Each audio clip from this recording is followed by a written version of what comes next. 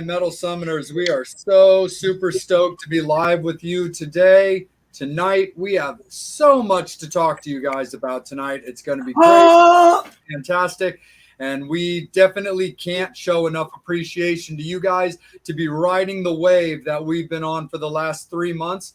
But we are really excited to talk about those experiences to start off this show and to start some brand new, fresh experiences leading up to what we've got going for the rest of this month and the rest of 2022. So first and foremost, thank you fans so much for being with us. As always, tuning in here to your Island of Misfit Toys with Angel Alamo, with the Bobby Dreyer, with Psycho Steve. And we are super duper stoked and again, grateful, very grateful for you guys. So first and foremost, before we bring in our guest, because we got a lot to talk to him about this evening, we do want to thank and discuss a little bit about everything that went down over this weekend. So we want to discuss first and foremost and thank Angie and Brad from BLE for the Masquerade event. And we're going to bring Bobby in a second to talk about his experiences with Stone Temple Pilots and Steven Adler at the David Z Foundation event as well.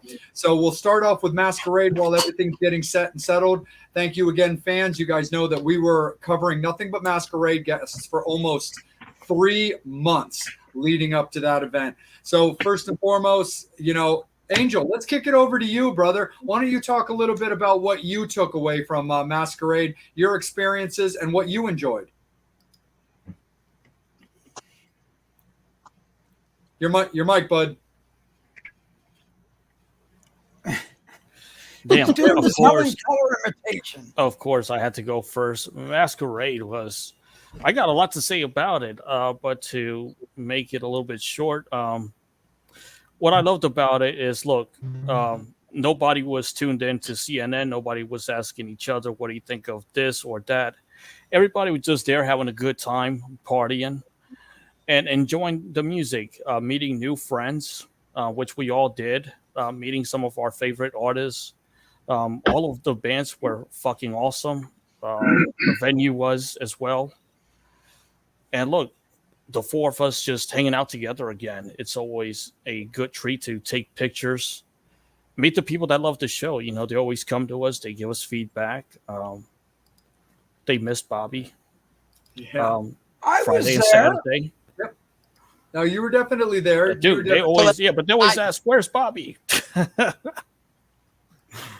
Bobby was heavily in demand in a lot of places over the weekend, so we'll definitely get to as you notice, I spelled it boggy tonight. Boggy tonight. But Steve, how about yourself, brother? Takeaways from Masquerade. Oh, we knew that might happen, fans. Steve is at work finishing up his shift there, so we knew there was a possibility of that for sure. Ask him about the Red Bull. Yeah, we definitely will. Bobby, I know that you were on the move a little bit, a lot of it over the weekend, but talk a little bit about your Masquerade experience. Well, look, Thursday was amazing. We had Monte Carlo, we had Nitra. Look, we had a little Nitra flying in there. Little in that purple outfit. Her Catwoman outfit. Right. So bodies. It's okay, bud. Go ahead, Bobby. Yeah, I mean, what a great venue. I mean, really neat. A block and a half away from Club Risque. How bad can you get? Seriously. So, you can go from sausage party to boobs. It's actually a half mile. That's a long walk in Philly. What's that? It's actually a half mile. It was a pretty long walk in Philly. Wow. I wish it was a block and a half. Well, it really only was a block and a half. And then you have Tony Luke's right around the corner, which was really cool. So if you want to get your pulled pork or your pork pulled, you could do it on either end. That is very, very true. Absolutely. So, Steve, why don't you talk a little bit about your experiences with Masquerade? Which is, I think, pretty cool because I used to read metal magazine, the riff and circuits that surreal. You read the magazines, actually. Steve, you're definitely Steve. Let me interject real quick, bud. I know it's your service. You're definitely coming in pretty choppy, bud. Yeah. Okay, is that better? Oh, yeah. Go ahead. Okay. So I was saying, as a kid, I grew up reading Metal Edge magazine, Rip magazine, Circus, all the heavy metal and hard rock magazines, and then being with the actual artist. And then also, when I bought CDs, still to this day, I buy CDs because I like to read the liner notes and looking at the pictures and seeing who performed on what album. And, if it's not just the band members, if they bring on special guests. And then watching the Headbangers Ball, which we just celebrated, 41 years of MTV. Thanks for the 11 years of just music videos. But, and now, I've been doing this a long time, but it's still kind of. That's all right. No worries. Steve will definitely be back, fans. Like I said, he's at work. He's got some choppy service, and we definitely knew that coming in. So I'll jump in a little bit about what I took away from Masquerade. As a lot of people know, I've been tied in with the BLE camp since day one. So, that was a very, very important gig for me. Steve's back in. So before I get into my stuff, let me kick it back to him to finish. Cliff from those version of what I was trying to babble real quick. It's just really freaking cool. Reading all those magazines, watching the music videos, having the CDs, and actually having the artist sitting or standing right in front of you. It's just awesome every time. As far as the event, it has so much history because I went there for wrestling events. So it was really cool to see a musical event. Brad and Angie, I cannot say anything but much love. And it was great to hang with the four of us again because, you guys are my brothers. And I've never done a show with Tommy London, and I've never done a show with Keith Roth. Have I seen Tommy London? We saw him in M3. I've seen Keith Roth and many different bands, and I've known him for 30 plus years. And it was great just to hang with them as well. And then a lot of the guests that were performing at Masquerade were guests of ours, and they were coming up to me and, and I've known some of them for quite a while, but it's just great to be getting, respected by our peers. Yes. And it's really cool, and I'm building really good relationships with them, not just because of our show. And they don't treat us like fans. They treat us more like friends and family, which is actually really cool too. Yeah. The takeaway is I will never drink Tito's and Red Bull ever again. One, okay, I want to say thank you to Michelle Bench Novak from Rocking the Rafters for introducing me to that drink. But one, it tastes like ass in a glass. Yeah. Two, because I'm on these supplements because I'm trying to stay healthy, to maintain the dad bod and whatever. And the vitamins and the freaking, because I take the thing that Joe Rogan sells now for the brain fog and whatever. Dude, I have a pretty high metabolism and I have a pretty tolerant for drinking, even though I don't drink an excessive amount. It fucked me up. Nice. Like I was just like all like off kilter. It wasn't like I was drunk. I just felt like really off. I guess because, you're drinking something, an accelerant for the Red Bull, but then you're drinking the alcohol, which is a depressant. And then with the drugs that I am taking, the legal drugs, mind you, everyone, it really fucked with me. So I will never drink Red Bull and Tito's again. Maybe I'll drink Tito's separately, but also the smell of Red Bull. Oh my God. It's like the twirling lingered in my system. No joke. From Saturday morning, because she gave it to me 2:00 in the morning, till I would say Monday night. 2:00 in the morning. That's amazing. Poor guy. So, and like I said, I wasn't drunk. I wasn't high. It just was really funky, It put me in a little woohoo. So. Absolutely. It was definitely an amazing time. And Steve, I can't thank you enough for riding it out with me, dude. We got a lot of stage time, and that was a good one, man, for sure. We definitely got to. I can't wait for us all to do it again. Absolutely, 100%. And like I was saying, fans, before Steve jumped back in with us, is I've been with BLE since day one. That's common knowledge. So I got a lot of love for Brad and Angie and everything they do, and a lot of love for them trusting me to do a lot when it came to those events and stuff like that. So I had a really amazing time. I love the fact that we did the artist showcase on Thursdays, where we really had the opportunity to push bands like the Nitro Nitros, like the Monte Carlos, and like the All or Nothings, who absolutely killed it from those Birmingham, Alabama, and that band was absolutely stellar. When it came to Saturday, I mean, so many really good experiences for that. Getting, Rob DeLuca, who you guys know a bit, has been on the show, was an absolute sweetheart and treated everybody so incredibly well.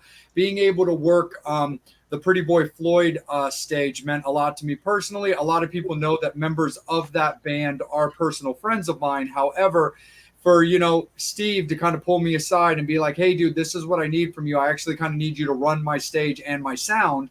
And to be trusted with that, and then to get such a sweet letter from him, 2 days later about how appreciative he was about how smoothly his set went was really, really awesome.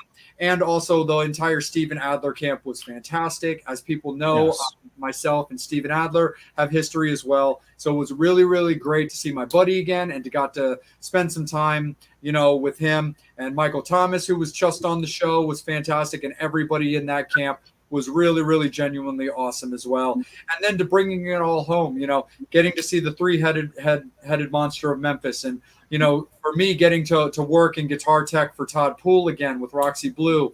And, Every Mother's Nightmare and Tora Tora, to have Killer Dwarves and Autograph and then Paradise Kitty Bring It Home was absolutely fantastic. So it was a very trying process. It took 2 years, like for people that were there, 2 years, 3 different brands, 4 different venues in 4 different states. So Brad and Angie really toughed it out to put this event on. And I'm really looking forward to, hopefully, if we can get everything put together, to possibly do another one. I think that would be absolutely fantastic. But before we bring in our guest, Bobby, let's kick it back to you, dude, because you found yourself in a new location come Saturday, and I think you need to talk about it. I was up in Peekskill, New York. I was with the boys from Katy, Texas on my birthday, which I got to send mega love out to Mr. Doug, Ty, and Jerry. But I went up to the Dave Jam and got asked to shoot that event. Dave Z Foundation, which is ZO2, Paulie's brother who passed away. It's that event up there. It was ZO2, the School of Rock, Clarksville, Steven Adler, King's X, and Stone Temple Pilots. Amazing evening, great benefit. Just some really cool things. And look, I'm going to show a little bit of pre-wood right now. So let me go get the camera ready for all the wood that Bobby wants to share. So I got to thank Mr. Joey Casada and everybody who was involved for this. So they gave me a guitar that was signed by everybody at the event for being there, which I thought was effing awesome. And I decided, got to give some love back. So they did an auction, and, I can't have enough effing guitars. So they had a Jackson guitar signed by everybody in Extreme. Wow. So all the money goes to the Dave Z Foundation. And it was really, it was, why not? Hell, it's a guitar. It's not like I'm hoarding. I am a whore, but maybe just a little, Bobby. Maybe just the tip. Well, and look, you can never have enough wood. Exactly. But a great event, great cause. I mean, Joey Casada, amazing guy. I really appreciate everything. Joey, everything he does with, God, playing with Steve Brown and just all that. Huge Kiss fan. So, and next week I'll be up there and doing a little bit of Metal Summit from Clark, New Jersey with the School of Rock guys. For sure, definitely. And I think that's a nice little precursor there that Joey's such a big Kiss fan. So at this time, I think it's about time Yes. that we bring in our guest. So we really appreciate him taking some time out of his evening to rock with us, rap with us. He is definitely not foreign to the whole podcast game, but Cruise Fest's own Joe D'Angelo. Thank you so much, brother.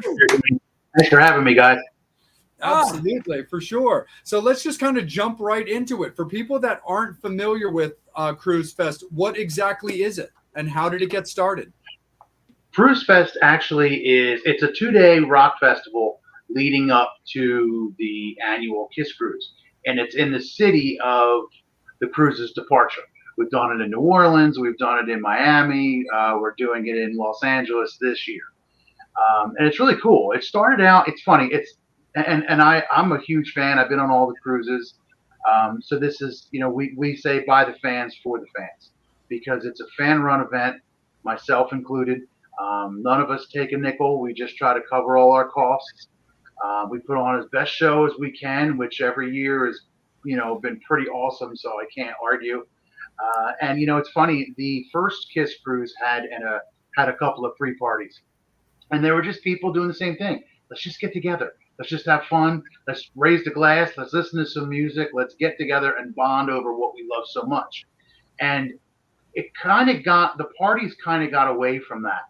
And a couple cruises in, 3, 4, 5. There was like multiple cruises and people were butting heads, and I kind of don't want that. So we just pulled back and said, you know what, by the fans, for the fans, let's just make a fan run event. And it's really cool. I could run through the itinerary of what we got going on, but I'm sure we'll get into that kind of stuff. But it's just it's a lot of fun, and people, cruisers and non-cruisers alike, come to the event because they have fun. You don't have to go on the cruise to come to the event. So I think that's one of the big things about it. That's very, very cool for sure, because I've seen that about a lot of festivals, and some do it differently and some also do it that way. That was so it kind of reverted this year back to its old way. But one thing I really liked about a Maryland music festival that happens down here called Maryland Death Fest is they used to have a lot where they would put up an outdoor stage. And for a few years, they got rid of that lot, and they only ran the event between 2 Baltimore venues. One's called Rams Head Live, and the other one was called Baltimore Soundstage. But in Power Plant Live, which was right between the 2 venues, is where they put all the vendors. And I thought that was very, very cool that you didn't have to have a ticket for Maryland Death Fest to come and have a good time and drink and shop. And I thought that was very, very cool. And like I said, plenty of other festivals do that. Like, look, you have to have a ticket to the event to come and partake in the vendors. Hey, no harm, no foul. Totally makes sense that they would do that as well. But Joe, I think that's very, very cool that is something that's offered, that people who might not be able to do the cruise can still come and have a good time. Yeah, and if they want to come, it's 2 days. We're doing the first day at the host hotel, which is the DoubleTree in San Pedro. When they told me originally when the cruise was leaving from LA, I reached out to my buddy who books the whiskey. I spoke to him, and we were going to do it at the whiskey. And originally at the time, Bruce. We'll have Joe back on in just a second. No worries, fans. We had a slight disconnect issue earlier, but everything's super duper peachy as well. He'll pop up in a few. But that's a really, really cool thing to keep in mind when it comes to festivals like that, like I was saying before, because you definitely get plenty of those events where you do have to kind of weigh the options. Are you going to be able to shop? Are you going to be able to participate? There's Joe. Let's kick it right back to you, brother. No worries. Yeah, I think I forget where I was saying. But the event, it's I forget where I was. So bear with me. Cheers to you. She's drinking a Coors Light. Kind of wish I had one. Maybe I'd have my train of thought back. But yeah, it's a great event. I love it. It's a labor of love. Like I said, there's no money to be made, but it's not about that. I mean, and anybody who knows me knows, I do 50 concerts a year. My wife and I, we don't have kids. We just go see shows. And I'm in my 50s and I'm still going to see shows. I plan to be in my 70s and going to see shows. So I just don't know if the bands I like will still be alive at that point. But it'll be Weekend at Bernie's. We'll just prop them up, Joe. Prop them up. I mean, probably seriously though, man. And you guys get it because you're all into the same thing. We love the music. We're passionate about it. Yeah. It's a great community. There's lots of good people in this community, and you guys see them all the time on the show, and you guys get to see them at the shows. So I'm looking forward to having that be something that people. I like the people talk about the event when it's over. Oh, I had such a great time at Cruise Fest. We did this. I met this person. I hung out with that person. And this is LA, man. There's going to be people there. I'm reaching out to everybody I know from LA and inviting them. And a lot of them are very interested in coming. Some of them are going to have tables to sell their stuff. And others are just going to hang out at the bar and shake hands with people and just take pictures. I think that's going to be a lot of fun. Absolutely. No, 100% for sure. So we'll definitely get back connected as well. And that's the thing that's really, really cool about these shows. And I think that's also really cool. I mean, Bobby, Angel, we've talked about it at length about the idea of getting out, supporting shows, and giving things back. Bobby, you pretty much kicked off the episode tonight, talking about giving back. You were gifted this really great gift at your David Z Foundation show. Yeah. But you were like, you know what? I can still do something as well. And I think this is really bitching. So I'm going to buy this, and it gives back to a great cause. So that's really what it's about. And Joe, I got to bring it up. Look, I'm going to throw it right out now to you because let's talk about your sponsors that you have some of the Kiss gin. And we have the Kiss rum. I am. I'm honored. Kiss rum. I'm honored that you can do the Paul so poorly. I'm just kidding. I'm honored that they're a part of this event. They really are excited. I mean, look, they got a Kiss booze. They want to reach Kiss fans. And a lot of us, myself included, if you look behind me, you'll probably see some of the bottles on the shelves behind me. I have mine. But what's neat is they are going to do something really cool. We're working with the theater that the show is going to be, as well as the hotel. They're going to have special drinks, not just like rum and cokes. It's going to be something neat. It'll be in collector's cups. There's going to be people from the Drink It Up by Kiss there. And I can't announce it yet because they haven't finalized it, but I have a feeling there's going to be a limited edition product available. So fingers crossed that works out for those that are in attendance. And in about a week or so, all of this, if you go to my website, which is Cruisefest with a K, cruisefest.com, in about a week. Oh, Yeah.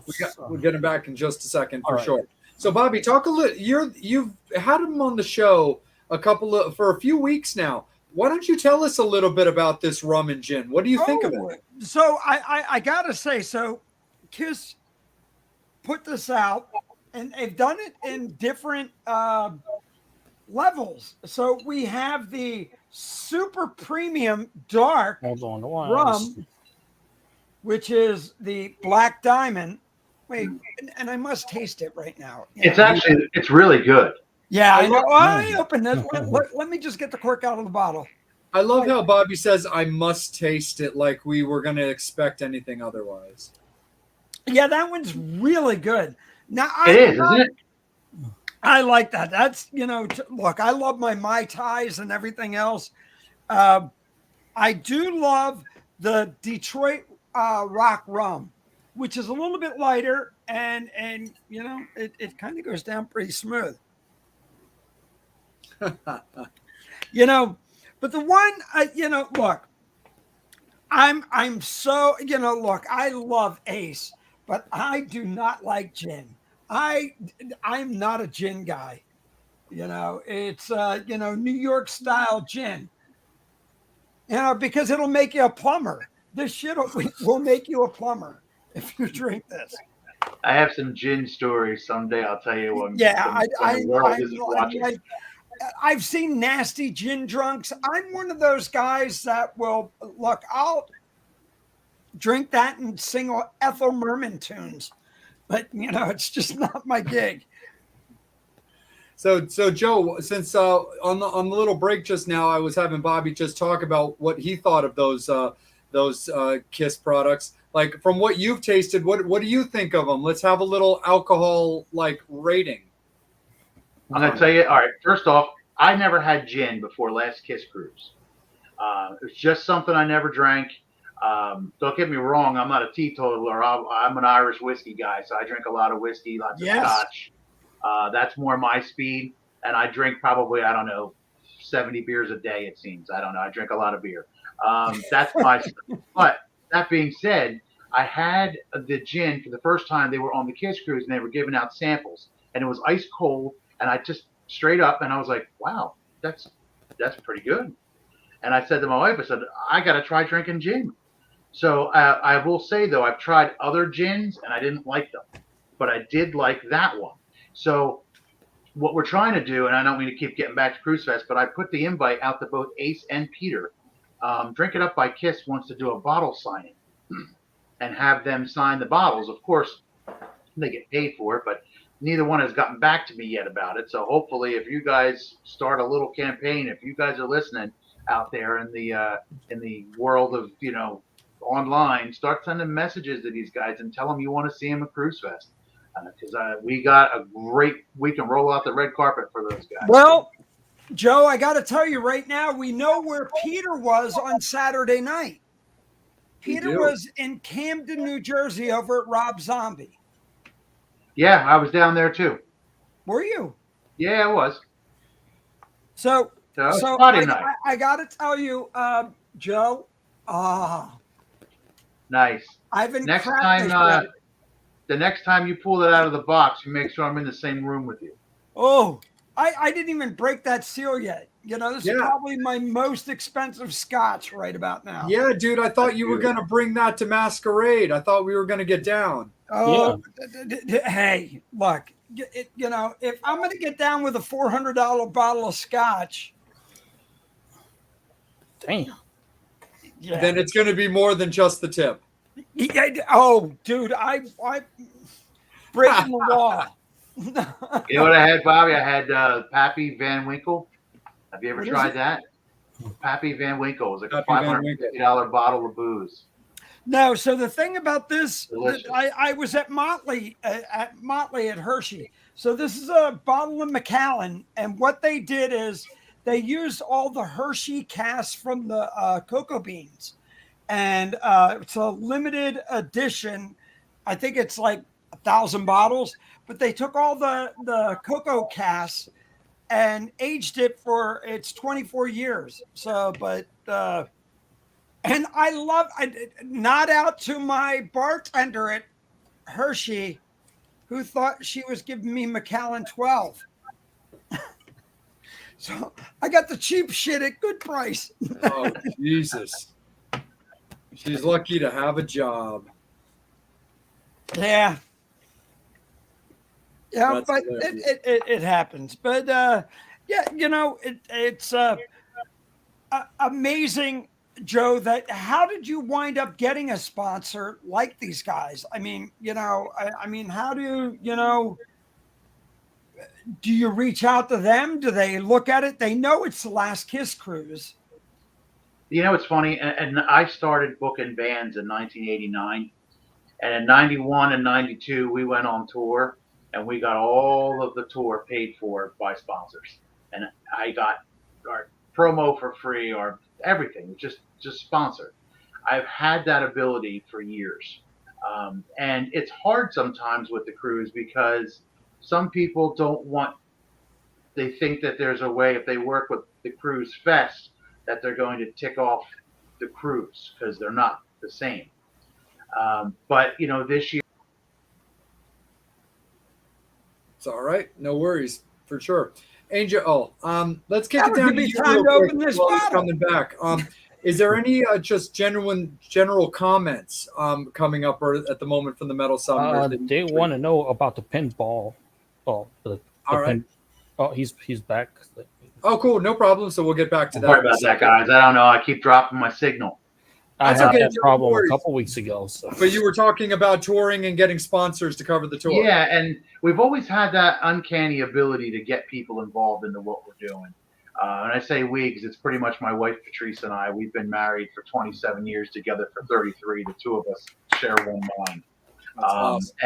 And we do all these tours and everything together. All the stuff around me, all experiences from the two of us. So, but that being said, I reached out to them. They loved the idea. Obviously, they got a Kiss product. They want to get in front of Kiss fans. So where else to do it? But the cruise or Cruise Fest. So they got on board.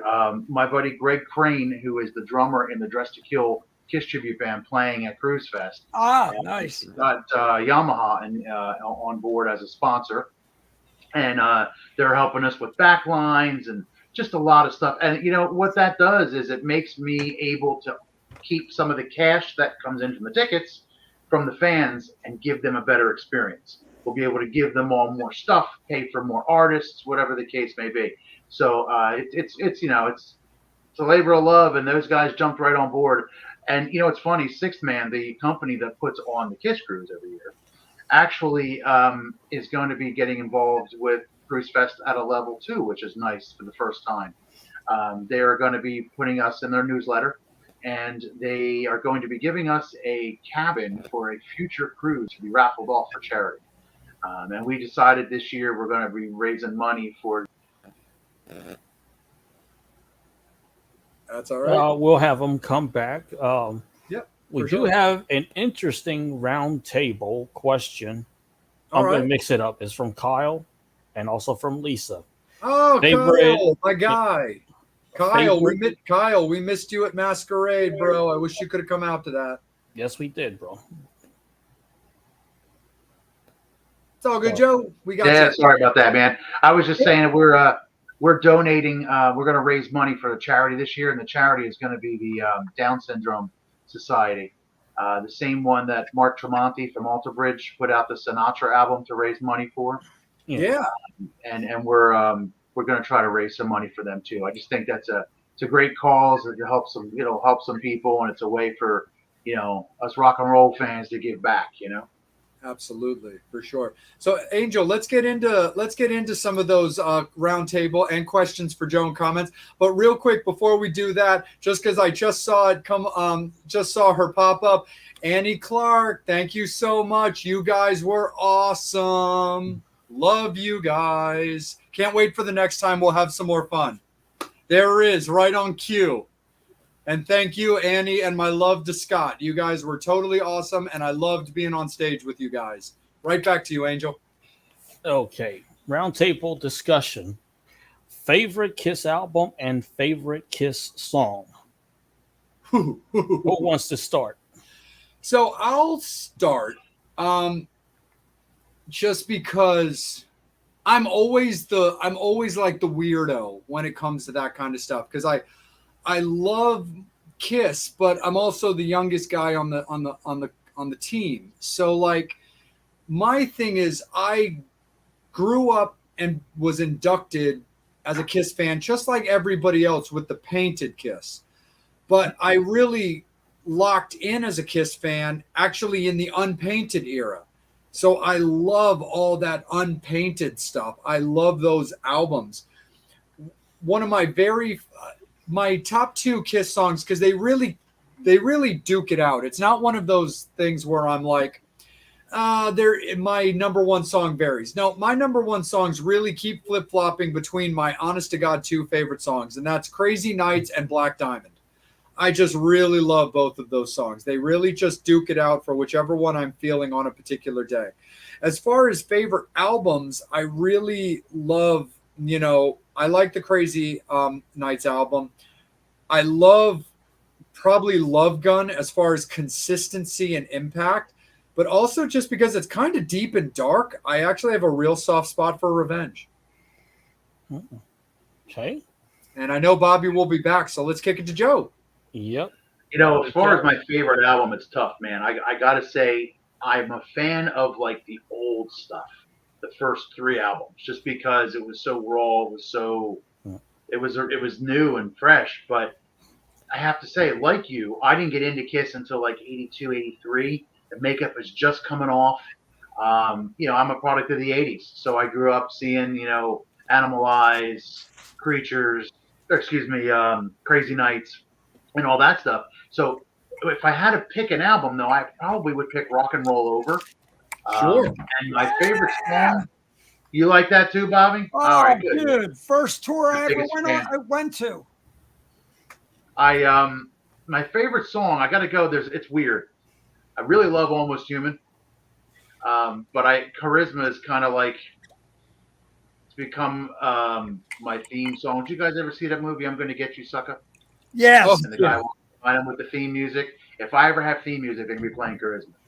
I just love that tune. It's got a great little funk, little beat to it. Makes you want to kind of move. So I'd probably go with Charisma as one of my favorites. Probably not a fan favorite, but sure. Absolutely. Bobby, favorite songs and album for Kiss? Well, again, so it goes back. It's kind of a split decision. Look, I was 77 when Rock and Roll Over came out, and as soon as you heard "I Want You," it was that. But I gotta say, the song that really my parents gave me the originals that year, and when I got it, there's something, about those first three albums that were so garage band, that were so yep. New York, and everything there. Kiss, Hotter Than Hell, Dress to Kill. To me, it's got to be Lover All I Can. As soon as I hear that and the cowbell, and it's just like, yes, that to me is Kiss. Nice. How about yourself, Angel? My two favorites, Lick It Up, and we all know why. I just love that song. Don't want to wait till you know me better. Let's just put the time together. Yeah. Yes, I forgot the damn lyric. That's okay. We put you on the spot. And I also love I Just Wanna. Ooh, good one. Deep cut. Yep. Favorite album, Dress to Kill and the Revenge album. I can listen to those two albums any day of the damn week. Nice. And I gotta say, War Machine is still that thing. When you hear that bass line is just so fucking badass. It's just, oh, hell yeah. Oh, it's just like for the non-makeup years, that Domino, that Gene just kicked ass. Absolutely. And we'll Not to mention Bob Ezrin. Yes. Absolutely. All right. But also, since I saw it pop up and we were talking about albums, and we know that she always has an opinion on when it comes to Kiss albums, is let's acknowledge the sheer love of the Psycho Circus album for our beloved birthday girl, Candy Burton. Happy birthday, Candy. We love you, and we know how much you love Psycho Circus. Happy We birthday. know how much you love Psycho Circus. Go ahead, Angel. Right back to you. Okay, I definitely had a question from Jeannie. Want to get to her question. And Joe, There it is. this tastes effing amazing. If I can get a bottle when we're in LA, we're gonna have fun. I like the way you think. There When do will I be start scotch working on Cruise Fest? There will be scotch in the room. Okay, so story about Cruise Fest. We pretty much start on the cruise after the one that we just had.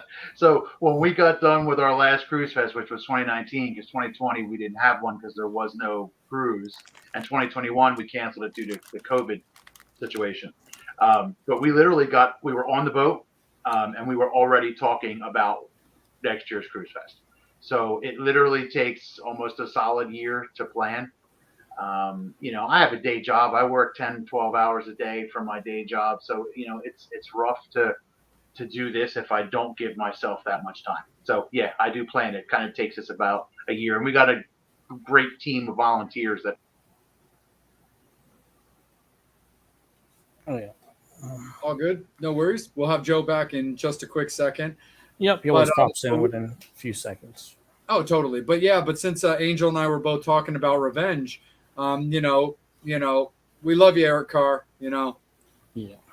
We're always thinking about the Fox since Angel and I were talking about Revenge. I loved his set of drums. I got a piece of one of his drums that I bought from Loretta, his sister, and I put it with a ticket on my wall over here that's signed by him.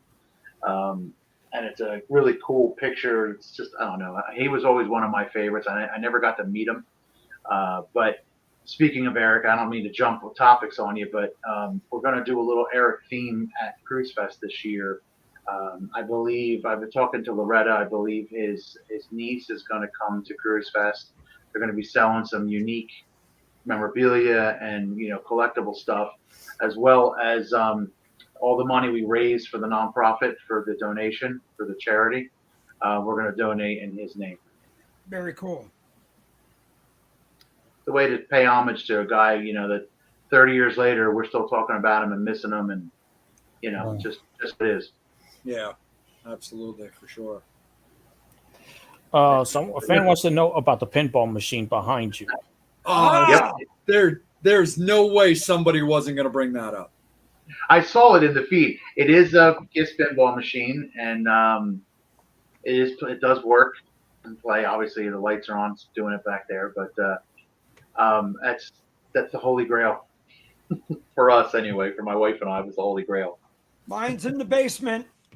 Yeah, and I hear these guys talk about the new pinball machine, and don't get me wrong, they're effing cool. But there's nothing about that old, and I see guys take these and they redo them and make them look brand new. I don't want that. Mine's from the 70s. And a quick story. There was a pier in Santa Monica that had all kinds of pinball machines and arcade games. They shut it in '83, and they covered all the machines with sheets, and it sat for 12 years.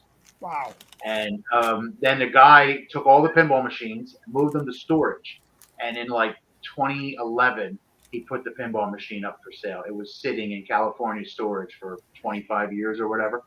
And I bought it from a guy in California, shipped it here, and I kept it just as I got it. I did fix the inside a little bit, but all the patina, it still looks worn, just like you would have found it in the 70s if you were walking into a deli. So, Joe, I got to ask you, would you pay for yours? I have the same one, which mine's all original, 79, I believe it was something like $2,300. Oh, Nice. You got a great deal. I got a question, Joe. Hold on. Go ahead. Dude, Have you ever played the one at M3? M3, they have pinball machines. They have a KISS one that looks like it could have been from the 70s. I just wanted to ask if you ever played that one. I did not. No, as a matter of fact, I didn't make it to M3 this year. Oh. I wanted to. No, but it's the same one that they've had in previous years. They have a pinball. And I think it's this one. It's the same one. Oh, Nice. okay. Oh, yeah. That's why it's I look familiar. Well, there's the Bally's, and then there's the Stern one, which came out in 15, Joe? Yeah, that came out in 2015. That's the new one that I was referencing a little bit ago. New. It's 10 years old almost already. But yeah, it's gorgeous. Joe, Yeah, did but you it's a little different. Look, we'll get the naysayers who'll be like, oh, it's got too much of X in this. I'm going, look. Joe, did you make M3 the year before COVID when Ace was playing the 10-year anniversary? No, I didn't make it then either. As a matter of fact, I was hoping to get there because I know all the guys in Ace's band. They're all really good dudes, and We love us some rock and roll residency guys. I reached out to Ryan about booking them for Cruise Fest this year, but Phil's still on tour with Accept and is going to be through October. I don't know if you guys have been seeing any of this stuff. Accept is playing some massive shows in Europe. Yeah, we've had Martin on the show, and just Phil is playing there now. It's so awesome, and they were probably the runaway top band based off everybody's reviews at last year's M3, not the one we just had, but the one that was on 4th of July weekend last year. everybody, seemed unanimous that because Queensryche always delivers, so everybody spoke really highly of Queensryche as usual. That M3, but dude, everybody was going nuts for the Accept set.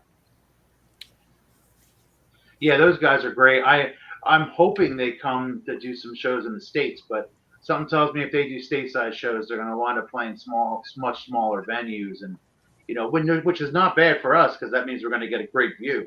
Well, the great thing about it, Joe, Wolf and those guys. Look, I do stuff with Adam Reaver, who does FU-Tone, and Wolf.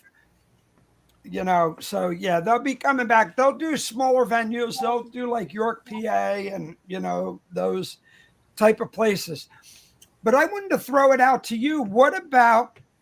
And these guys seen it. Look, this year at M3, the sleeper of the show, there were two of them, and I'll tell you right now, it wasn't. Oh, we lost him.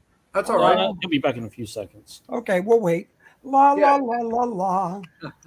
I'm not gonna, Let's do a 10-second countdown and see if he pops in right when we say one. Wait, put that back up, Angel. Thank you, dude, with the sunglasses. What did that say?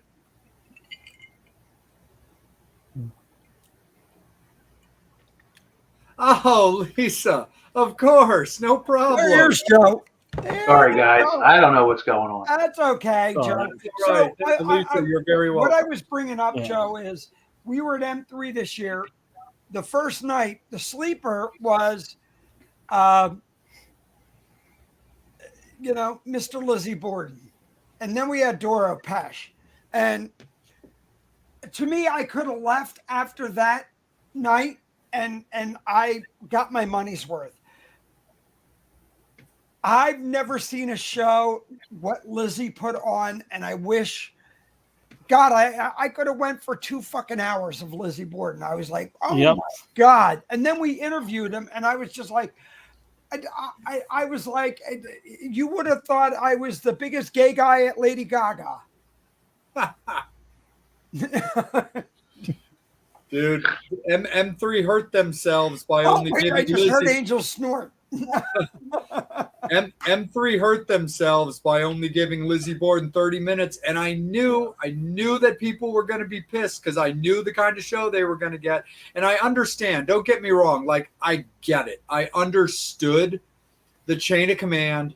I know how that goes, but I was like, man, I wish they just found a way to give Lizzie like an hour, give Doro an hour, then let Kiss just drive it home. But when I saw that Lizzie was on for 30 minutes, I was like, you can't give Lizzie Borden only 30 minutes because you just don't understand the kind of theatrical performance they give. Jay, you have to admit the way he fucking came out was with the fucking like a goddamn shotgun to the head. And I was so stoked there, and I'm in the pit shooting, Joe, and I looked up and went, what the fuck is this? It was Creature Feature. It was Dr. Shock. It was every horror movie that we've seen. And I was just like, wow. Mine just went boom right through the fucking wall.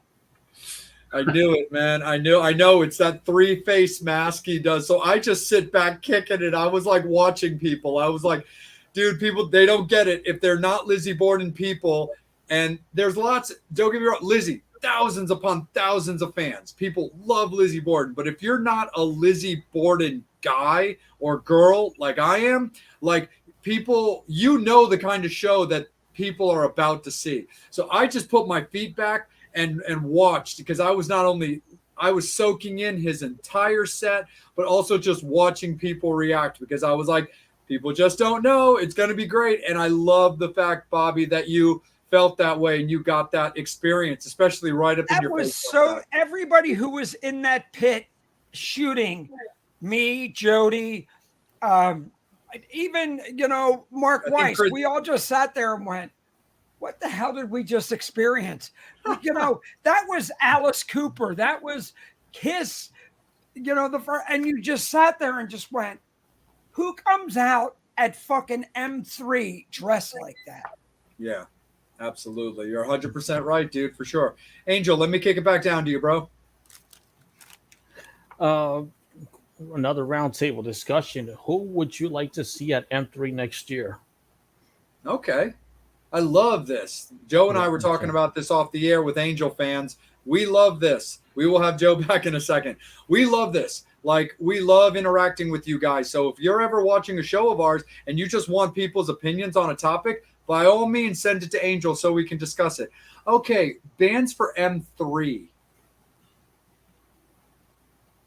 Ooh. Yep. So here's the thing. This is what I'll start. Here's what I'll start off my thing when it comes to M3. I was having this conversation at Masquerade with people.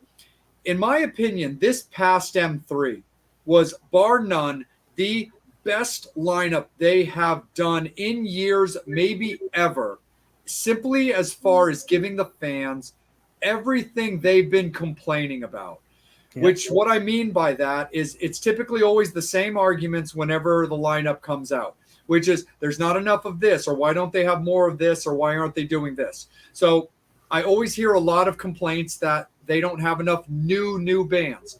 Well, that's what Burning Witches was. A brand new band, all-female band doing their own original music, and they're from Switzerland.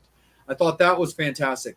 They don't do enough bands that are like kind of outside the genre, maybe a little bit outside the box that you wouldn't typically see at a glam festival. Well, there you go. You got your Blue Oyster Cult. That's exactly what you got for that. You got all of your classics, and then they were like, I would just love to see M3 have some bands that are just completely off the rails. Well, there you are. There's your Lizzie Borden's when it comes to that, a band that's kind of off the rails when it comes to what you would normally get.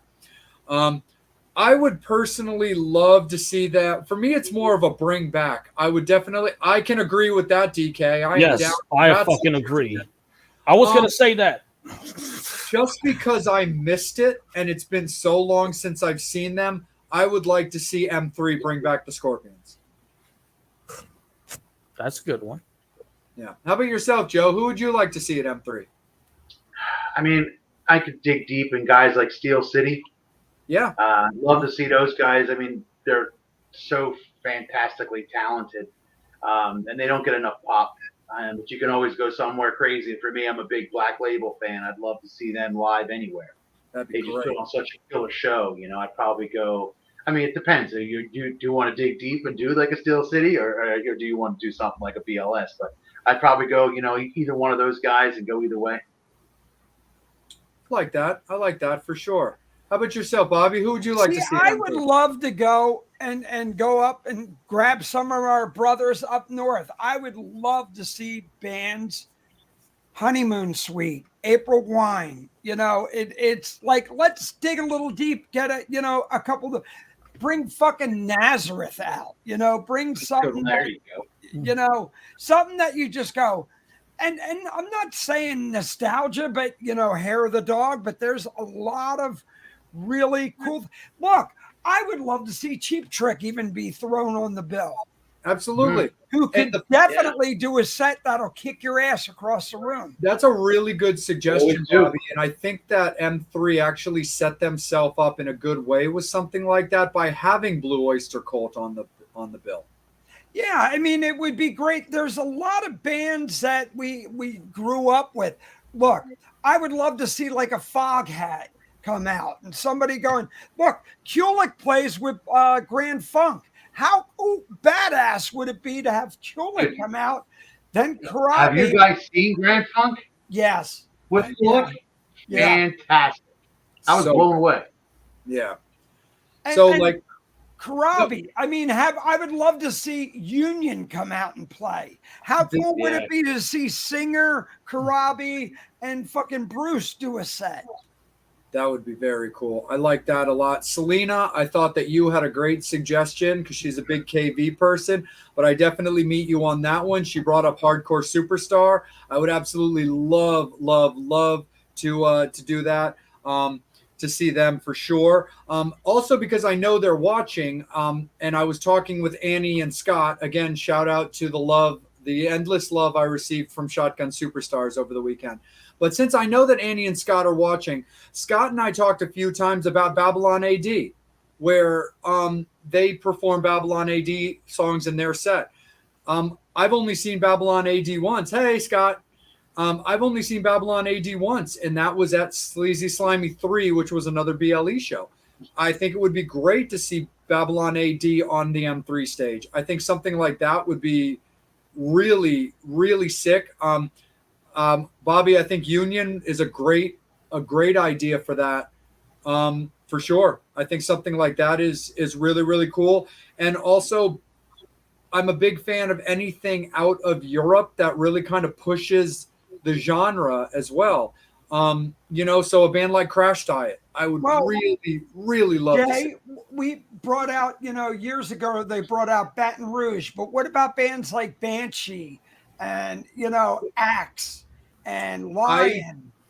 I could definitely get behind that. Well, of course, Bobby, you remember we had Banshee's Tommy Lee Flood like a year ago. That would be super awesome.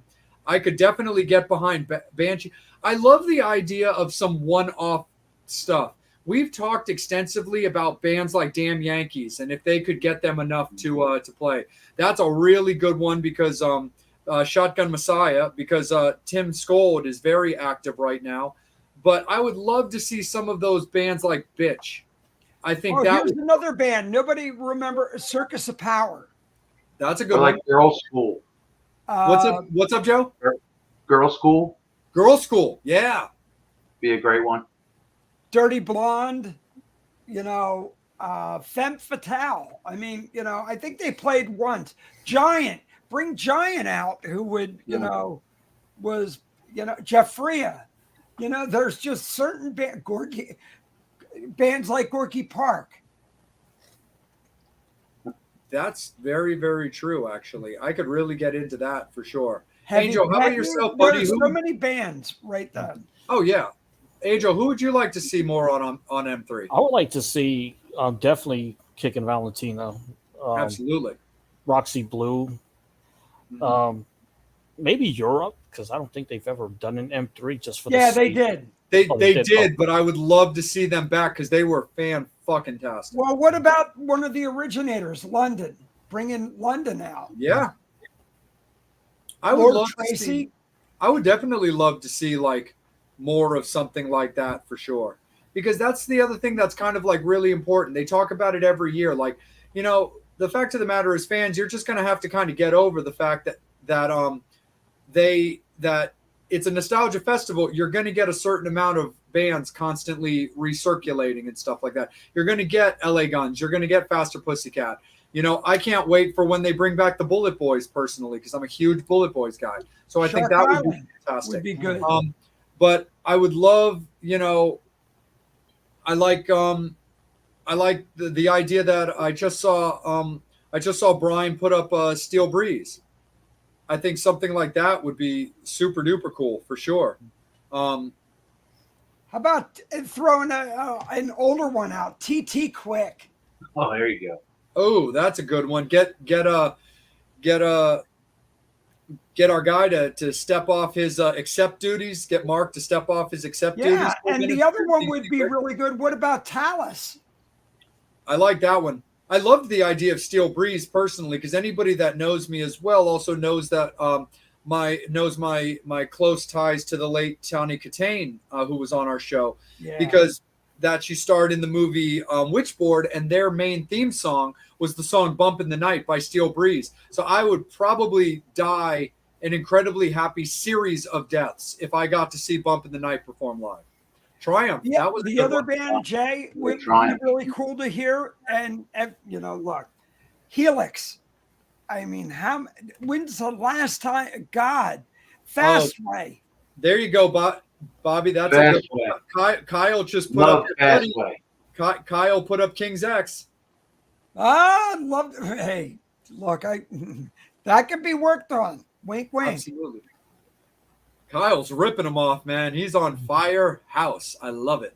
Oh, yes, DK. Fastway reunion. I'll admit I don't see us getting that one, but I would love that. Just so they could perform the entire Trick or Treat soundtrack in its entirety, and I'd be good. Now, what about Tough? How hard would it be to get them to reunite? I don't think it would be that tough, to be honest. All you have to do is ask them. They would want to do it. Right. Right. I know for a fact that they would want to do it. Or Ronnie Cafield, who wasted. That's a good one. That could be really, really good for sure. TNT. Oh, absolutely. Well, that might be tough. That's definitely tricky for sure. 100%. Be like trying to pull teeth to get White Lion because we know. Yeah, you're definitely right about that. So I want to close this segment just for the time being. I don't want to get us too far off track. Angel, do we have any questions at the moment to be asked? No, just people still doing things. Just want to tell DK, that was my first beer shotgun that we did. I didn't want to say it because shotgun beers with DK. That was fantastic. Absolutely. That was awesome. But that was my first one ever. We love our DK. That's our boy for sure. Joe, let me steer it back to you because we haven't really covered this and we kind of have to. Obviously, this is a very Kiss heavy episode, and that's all good because that's what this episode's about. How did you get into Kiss? How did you find them? Why are you a Kiss fan? Oh, you guys are Look gonna at love that damn this. room he has. You guys are gonna love this one. All right. How do I answer this? I've been in music ever since I can remember, and I'm actually I'm in the process of writing a book, and it tells a long story about all kinds of things. But one of them is how I got involved with Kiss. And I've always liked them. I remember being a kid and liking them and playing guitar and learning, Love Gun and learning playing the songs. I met my wife, my girlfriend at the time. She was 16. I was 18. So I get to go up into her room. We're sitting around hanging out, and her room looks like the one behind me right now. Covered, floor, ceiling, walls, doors, window, everything. I couldn't see anything. It was all pictures, and it was all Kiss. There was nothing else in there, except maybe a Michael Jackson poster that was lingering from earlier. But point being is, she was the biggest Kiss fan I had ever seen, and at that time I didn't know anything about a Kiss room because at 18 years old there was no Kiss rooms yet, at least not to me. So I didn't know anything about it. But I walked into her room and I'm like, holy crap, this girl's a freak, and I loved it, and we clicked, and basically, I remember telling her when we first got together. She had never met any member of Kiss. I said, I will get you to meet every member of Kiss. Now, truth be told, I was trying to get laid, but I did use that, and eventually, and we did, and we wound up meeting all the members, including Vinny, and that was, It's all good. We got Joe back in just a second. It's been fighting. I gotta ask. So, does Vinny have a member? I don't know, bro. Who knows? I mean, as far as my only thing because I'm actually a big Vinnie Vincent fan. I think Vinny's absolutely fantastic. My thing played on Lick It Up is more about I want him to just be more consistent. There's just so much flake when it comes to him right now as far as appearance wise. That's my only real big thing. When it comes to his personal life, how he's living his personal life, hey man, different strokes for different folks. God bless you. It really doesn't bother me because it has nothing to do with me. That's really my only thing with Vinny is I want him to be more consistent when it comes to his appearances. Come to the dark side. We have cookies. Always. We always have cookies. The thing about Vinny, I'm going to chime in on this. Yeah. If you work with Vinny, you can see he's probably the most self-destructive person you're ever going to meet. But he was for 8 months when we did the event in 2018. He was just incredibly difficult. I won't get into the stories. I'm saving that for the book. But seriously, all in all, but he was great to the fans. He gave the fans everything they wanted when they met him. He didn't pull the jack up the prices like he's done at various other events and at the last minute. And I'm proud to say I'm still the only promoter or the last promoter to get Vinny to play with a live band. Which, trust me, that's a badge of honor because I had a promoter to shit out of that dude to get that dude up on stage back in 2018. Also a story for another day. But I will say this about Vinny. He wrote some great songs for Kiss. Absolutely. He's a great songwriter, great talent. Like I said, he's just one of the most self-destructive people I've ever met. Well, so was Brian Wilson of the Beach Boys. Look, we can, people let their fame destroy them. And that's really what happened. And it was short-lived with Vinny. And that's the bad thing. But Sorry, guys. All good. gotta say, hey, Joe, I was just saying, it was kind of a short-lived fame. It was very similar to Brian Wilson. Look, here was a guy who basically self-imploded, but then we look at somebody like Kulick, and who I love Bruce to death. I think Total class act. Oh, Yes. amazing. Total Um, class.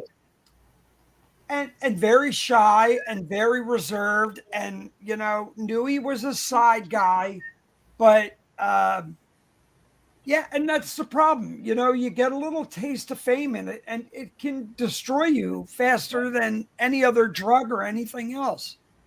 Yeah, it's very addictive and very and very problematic to some people. Yeah, no, I definitely agree with that. And before we let Joe get back into his details of his Kissdom as like a fan and getting into the band, I kind of like what you brought up there, Bobby. And I think that we should cover this collectively, kind of as a topic. And I'll let Joe kick it off when I bring it up. Let's actually expand on that. We've never really talked about this on the show in depth. Side guys, the idea of like people coming into established, places. We kind of brushed over it a little bit when we had Mike and Rob on the show last week with Love in Chains, where we were talking about brands, when we were talking about Pantera versus Kiss, and what we thought about the tour. But let's talk a little bit about like side guys. So you get, bands like Kiss, where when I said last week, it had become so much about the brand, and that, Paul and Gene and how they want to run that ship. Then you've also got stuff like Guns N' Roses, when you had Gilby come in, and Matt Sorum, and then eventually at one point you really had Guns N' Roses, which was much more like the Axl and Friends show. Yeah. So Joe, what do you, and we can keep it mostly about Kiss, but you can talk about any bands that you think fit this topic. Like, what's your take on side guys and how they should be in bands versus what they deserve to get for being a member, or what they deserve or should just have to take or swallow being in a certain band? I'm of the old school of thought that if a guy joins a band and there's 5 members in the band, he's one of 5. And he should be paid that way and he should be treated that way. But, I've never managed a band of Kiss's caliber. Most of all the bands I've managed were on a much smaller level, so you didn't have the business that these big bands have. So I understand how they get paid, per diem, and they get paid per gig, and they have a contract X amount of dollars. I don't know if Bruce ever came off of that with Kiss, because I don't know the inner workings. But I will say this: if ever there was a guy who should have, it was him. Because that guy was just the stalwart for that band for years. I just really like the guy too. But in my opinion, yeah, I guess that's what it is. Like guys like Bob Kulick, wrote all those songs for Kiss, and is that considered a side guy because he wrote all those songs but didn't actually get to perform with them? Joe, you look at it. Look, we've had a gentleman on here right around New Year's, and he knows his spot. That would be Mr. Phil X. And Phil knows, look, the hits were wrote by Richie. He's a side guy. The thing is, when you're a side guy, you got to be on top of your game at any time because you can be replaced. Yeah. We've seen that numerously with a lot of bands, especially singers. Let's take Quiet Riot. Geez, how many singers, from James Durbin on that we've known have been in the band?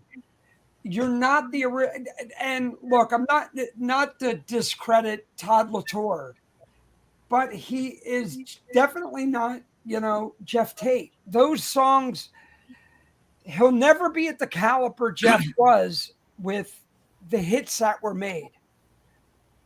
So Jamie Lane, we can always say anybody who comes in, you're always going to be under that shadow. the newest one has to be the lead singer of Skid Row from Heat.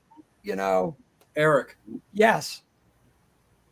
What before I get Angel in on this, Bobby? What do you think of a band also like Great White, specifically Great White, where it still is dominantly the band Great White, but in the recent months they've gone through their own merry-go-round of singers, where they released Terry, brought in Mitch for a good chunk, released him, and now they've got Andrew Freeman, who's a pretty established, singer for hire with an amazing range. But he's involved in a lot of acts, Last in Line, Lies, Deceit, and Treachery, and so on and so forth. That's wonderful, but it doesn't go under the caliper look. It's not the Arnel Pineda thing. These bands are looking just to keep the legacy going, where Journey knows that band doesn't exist unless you have a tenor who can sing like Steve Perry. Okay. Thank God they found Arnel Pineda, who's an amazing vocalist. Foreigner is the same thing.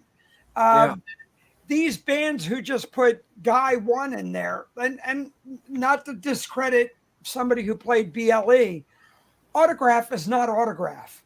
Right. I remember Autograph. It's not Steve Lynch. It's not, I want to hear Blondes in Black Cars sounding like Blondes in Black Cars, not by a cover band. That's how I feel about the Dead Daisies with Glenn Hughes. It's not the same band. Yeah. The Dead Daisies, is really just one guy who can afford to pay people to come in. Yeah, but I'm thinking specifically of the changing of the guard from Karabi. But he changes it faster than people with underwear.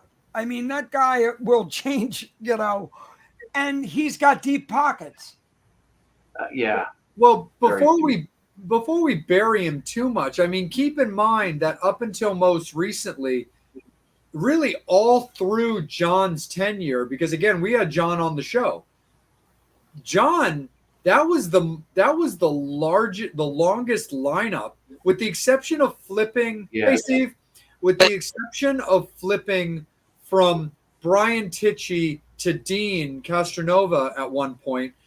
That was the longest tenured lineup of the Dead Daisies for quite a while. Like, they put out about 4 or 5 albums with John, Aldridge, Mendoza, Dave, and 4 albums with Tichy, and then the one with Dean. I believe it was the Burn It Down record. So I thought it was a little bit strange. I didn't love the changing of the guard personally. I actually like Glenn Hughes quite a bit. I'm a big fan. But I didn't love the idea of losing John and Marco for Glenn to take over 2 positions. That's just me. It doesn't change my opinion of how I feel about Glenn Hughes. Just in that specific thing, I just didn't really love that, because I really loved that particular lineup. Glenn's more of a bluesy I thought singer. They were just killing it. If you think about it, Glenn's more of a bluesy singer. If you look at, Black Country, the thing that he did with Bonamassa, and that's Glenn's thing right there. That's just his. He's not Karabi. Karabi, look, has got that grit and soul, and I have to say, the fucking album he did with Crew is one of my favorite albums. That's one of my favorite Crew albums. Dude, it's so good, 100%. So, Steve, I'm going to kick it up to Angel to get his opinion real quick, but I want you to get in on this too, in case you weren't listening right before you signed on. We got into a conversation about side guys and people being in bands and how they belong, do they belong, and how they should be treated. And Joe made a really great point about him being an old school way of thinking, where, look, there's 5 guys in a band and a new 5th guy comes in. He should still be treated equally as a member of said band. Again, we do take into account that, there are certain bands that reach a level of KISS that you really can't treat it that way. So that's kind of the topic that we're on right now, about how side guys should and shouldn't be treated, because I kicked off the segment when we kind of breezed over it a little bit when we were talking about brands, when we were talking about Pantera and KISS last week. But right. Angel, let me kick it up to you, man. What's your thought on side guys? I think it's more acceptable now than, let's say, back in the 90s. I mean, let's go back to 93. Rolling Stones, Bill Wyman retires, and Bon Jovi, Alec John Such is fired from the band, and the two bass players that they brought in were not official members. They were just there as they just simply told them, "Hey, you're not an official member. You're not going to be in the pictures. You're not going to be in the press releases. You just come, show up on stage. We call you when we call you, and that's it." And today is just more acceptable. Things happen, but we all know what we're getting. So if you're going to go see, and when I bought a ticket to go see Bon Jovi, I knew I was going to get Phil X. I'd rather see a passionate Phil X than see a Richie Sambora who was just going through the motions and just doesn't want to be there. So what we're getting guys that want to be on stage. They want to perform for you. And I'd rather have that than have 4 original members who are just going through the fucking motions. That's an interesting way to put it. I like that. That's really cool. That's a very interesting way to put it too, because we long get our fair share of people that are just like, no, I want original or I want nothing. But that's a really good perspective to put it in. Be like, well, do you want to have a guy that is an original member but is kind of performing more like a mannequin, or do you want to have a Phil X or a Joel Hoekstra that just couldn't look happier to be on stage? That's a really good way of putting it, for sure. So, how about you, Steve? Let's bring you in on this. What's your take on side guys and their worth? Well, they did make that movie called Hired Gun. Yep.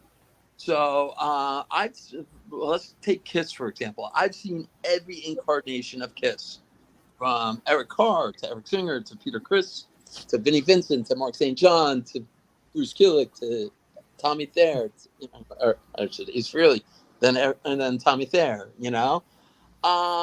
There's not really many bands that could say they are the original lineup anymore. And the fact is, like you said, they are passionate about their craft.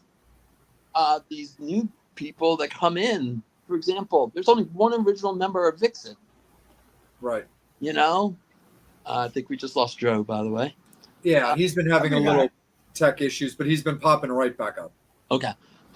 So, you only got Roxy Petrucci, but all the rest of them, because, Cher left just recently, and they brought on Juliet Lang, I think her name is. That's Richie Kotzen's wife. Mm-hmm. Think about how many real bands are out there that have the original lineup.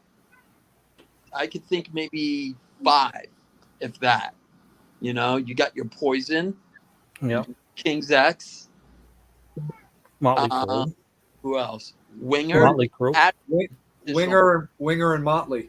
Yeah, Winger brought in, John Roth, but they still have, Paul, Rod, Taylor. Reb. Because even a band like Aerosmith, that used to be somebody in the that used to be the first band in this discussion of anybody's discussion about that. But with the recent situation going on with whatever's going on with Joey versus Aerosmith, we don't even have that anymore right now. Right. But, I like seeing these bands, and they kind of bring on a different, even though they're playing the music, they just bring on, a little bit more, a little more drive. And like I said, and to share off of, or piggyback off of Angel's thing, I've seen, Richie, and I've seen Phil X, and it's so funny. And my oldest son is now watching the show. Hello, Jack. That when I took Jack and Charlie to go see Kiss, Jack asked a very interesting question to Doc McGee. He asked them because he knows that Doc McGee manages Bon Jovi and everything, and he asked them, he's like, "What are your thoughts about Phil X or Richie Sambora?" And Doc looked at me and goes, he's like, "Well, what do you think, Jack?" Jack has made a very profound statement. He goes, "Well, I like Richie's singing, but I think Phil plays better.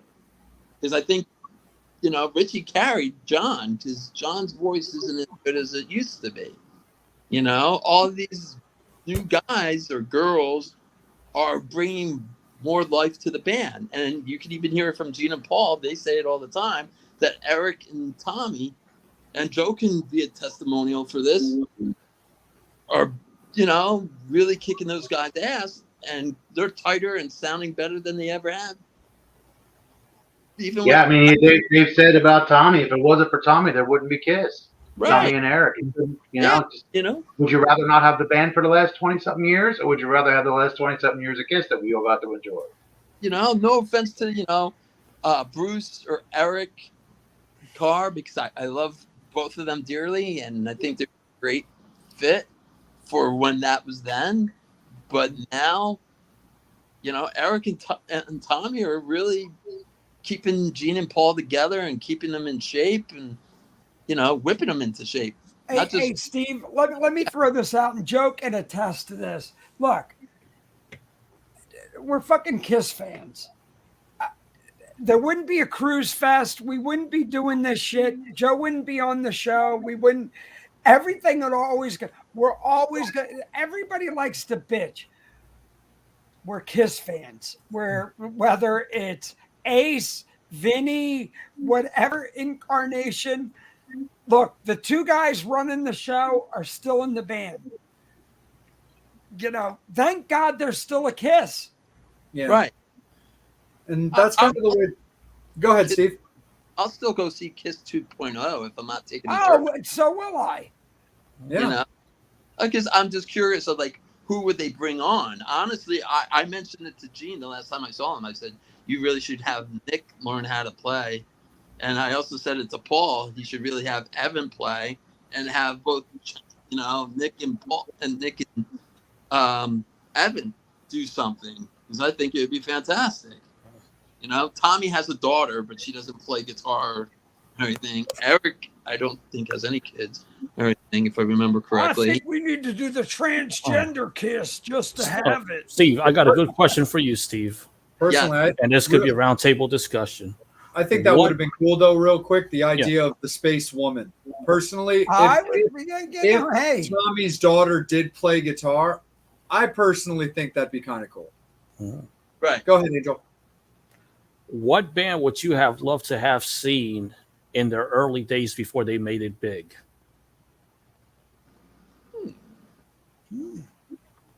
Before they made it big, what band would you have loved to have seen in their early days? Probably Aerosmith. For me, it's easily Motley. Yeah, they're Motley. The idea, I just wish I could have been in those small clubs back on the days when Vince would take that flaming sword and light Nicky's legs on fire. I would really like to have seen Tony them. does that. I'll get you video. Sounds good to me. And I would personally have loved to have seen really early Motley or really early Wasp.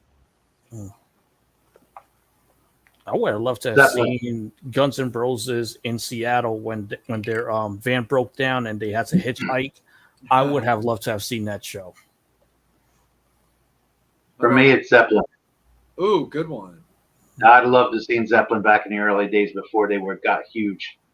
I can't imagine what those crowds must have been like back then. It's just a whole different environment. Or what the songs would be like if. I think my favorite thing I ever heard somebody say about something like that is, I'm sure we've all seen it, but for any of you fans who have not seen the Lemmy documentary, first and foremost, go fucking see it. It's amazing. Anyway, in one of his interviews, because everybody knows that Lemmy was a really big Beatles fan. Somebody asked Jay, him, I want to throw this out. So I heard today, what have we heard about the Hammerjacks documentary? When is what's going on? It's currently, they finished their final series of interviews and it's been getting re-edited and cleaned up because there's some music they had to get cleaner copies of and some audio that they had to clean up and remaster. But they're in their final stages. Everybody's raving about it today, and the whole debacle with Volume meets faction, everything. But it came up in a conversation today, and I'm going, Wow, I forgot about that documentary. It's really good. I saw the early cut of it in its entirety. It's a really, really good documentary. So I'm looking forward to seeing the full-on official release. I think that's going to be cool. But And the Joe, thing I that wanted to ask you, isn't there a documentary about L'Amour's out there somewhere? Not that I know of. Not that I know. You should check out one on a club called City Gardens from Trenton. Oh, I've been. That's my old stomping ground when we were younger. Look, Full I've been documentary. there. You know, the building's still there. You can go in it. It's an abandoned disaster, but it's interesting. Those walls could talk. I seen the Ramones in there. nice. Oh, excellent. Stanley there. Yeah. Yeah. Yeah, Paul Stanley, you said? Yeah. And Trenton, New Jersey. Trenton. But real quick, I'll let you guys, I'll let the fans know. If you've never seen that documentary, first and foremost, go fucking watch it because it's amazing. But there's this really bitchin' part where he's being interviewed and he's talking about the Beatles, and he gets asked if he ever got a chance to see the Beatles. And Lemmy is like, the first time I ever got to see the Beatles, they hadn't even made an album yet, which I just thought was the most amazing statement. Just the idea of seeing the Beatles before they've even put out a record is just kind of mind-blowing to me. I pick Elvis for me. Oh, good answer. You know? Or even Elvis is like prime. Yeah. You know, I gotta say, look, I've been listening to the documentary on Audible, Elton's book, Me, and I would have loved to seen Elton before he was that guy, right before he did the troubadour stuff and everything, just to see where, just an icon like that and how he is today. But fucking Elton paid his dues, man. I would also have to say, also, because I've seen them in their incarnations now, and I love it. I think everything that they're doing is fucking amazing. But oh man, if I'm able to go back in time, give me Queen. Please give me Queen and give me Typo Negative. And I will just, dude, like literally, if I got to just jump in a time machine and go back real quick and see Queen right back in the day, and then jump in a time machine and go to New York, go to L'Amour's or whatever, and watch Typo Negative in their element, then I fucking kid you not, just give me a road and a bus. Just kill me right then. Just take. Oh, Jay, I'm a little offended. Every week you're on here with a Queen, and God damn it. Yeah, and I get to see my Queen every single week, and I really appreciate it. But no, absolutely, you give me the opportunity to see Queen live back in the day and Typo Negative live back in the day. Just give me a highway and a bus so I can just end my fucking existence. We're gonna have Joe back on in seconds, fans, just so you know. But however, it is last call for alcohol, guys. Get your final questions, comments, anything that you want. If you want another round the table discussion, we're happy to do it. But any final questions, comments, anything that you guys want to say to Joe or to us, this is your time to do it. Last call for alcohol, guys, when it comes to questions. So let's bring things right back in around and kind of get back on topic a little bit. So, Joe, let's bring it back to Cruise Fest. For people that are unfamiliar, why don't you tell us a little bit just about going to Cruise Fest and what they have to expect, like also when it comes to like also accommodations, Joe, what's still available? Exactly, accommodations and policies. Anybody who's unfamiliar about what they need to know about how to behave and what to look for, I think it's important for you to go over that. It's a 2-day event. Day one will be at the hotel, which is the Hilton Doubletree. That's the host hotel in San Pedro. There's another hotel at the Holiday Inn where there may still be rooms. There's about a mile or so up the road. We're going to be having party buses to take everybody to the concert the second night at the Yost Theater, which is a really cool eclectic theater. And that's where the live music is going to be. So day one will be at the hotel. We'll do. We're going to have a comedy show with House Parks and Courtney Cronendold and somebody else I can't mention just yet.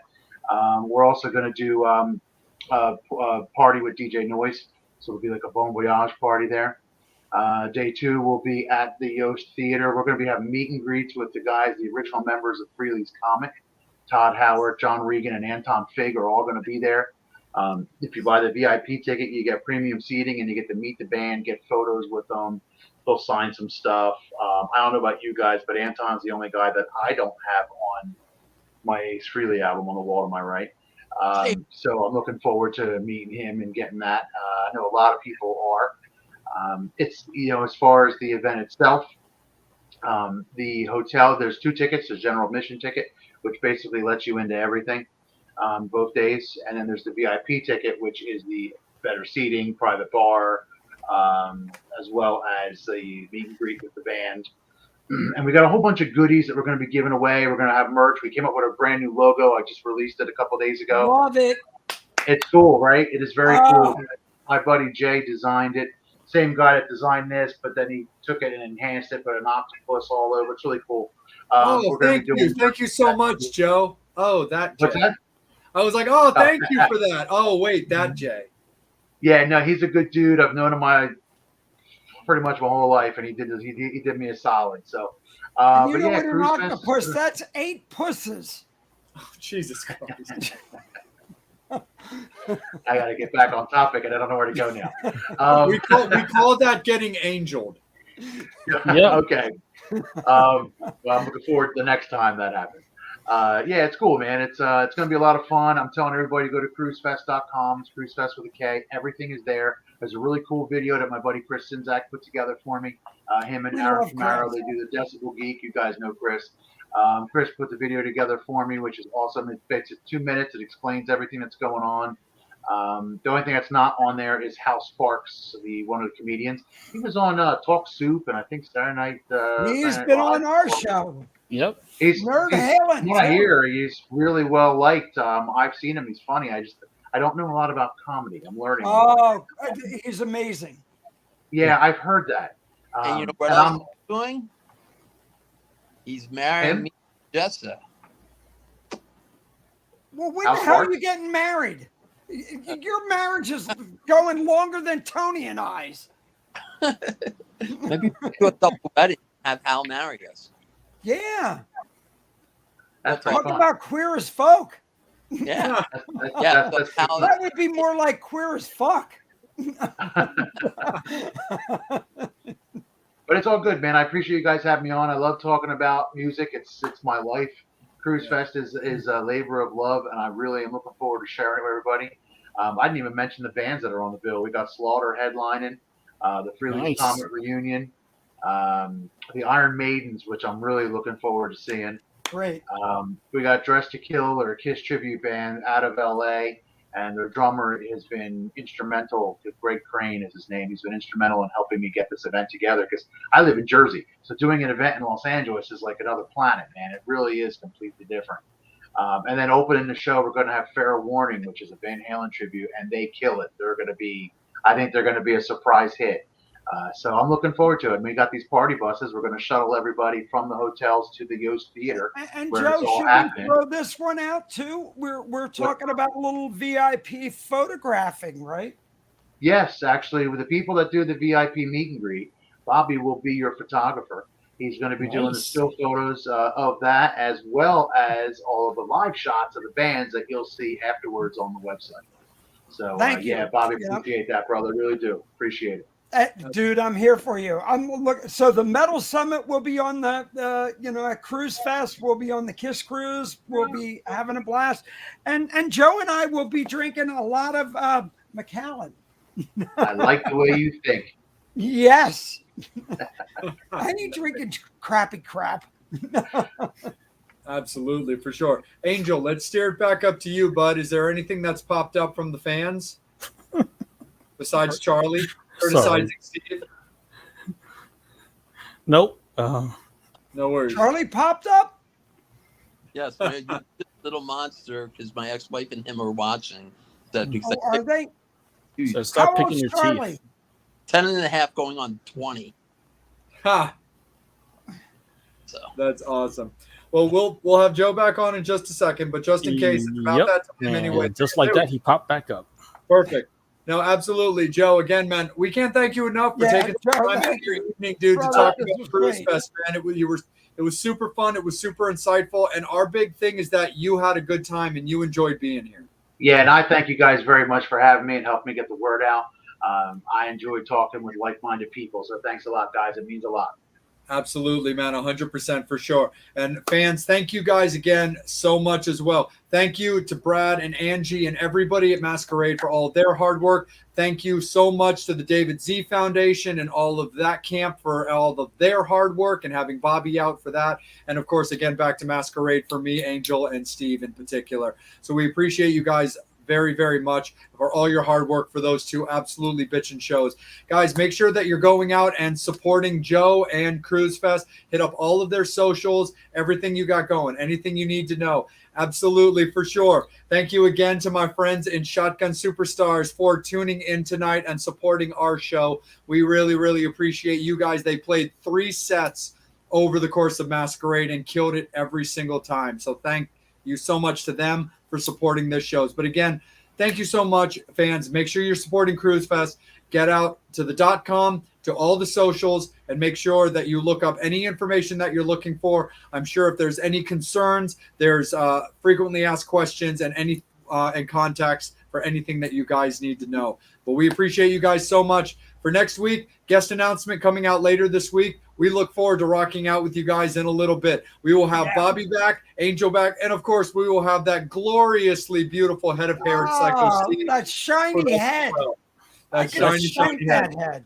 Joe, thanks again, brother. Enjoy Thanks, your guys. Appreciate you having me. Cruise Fest. We really appreciate it. Metal Summoners, we love you guys. Thank you guys so much. We'll see you guys next week. As always, you've been watching the Metal Summit. Yeah.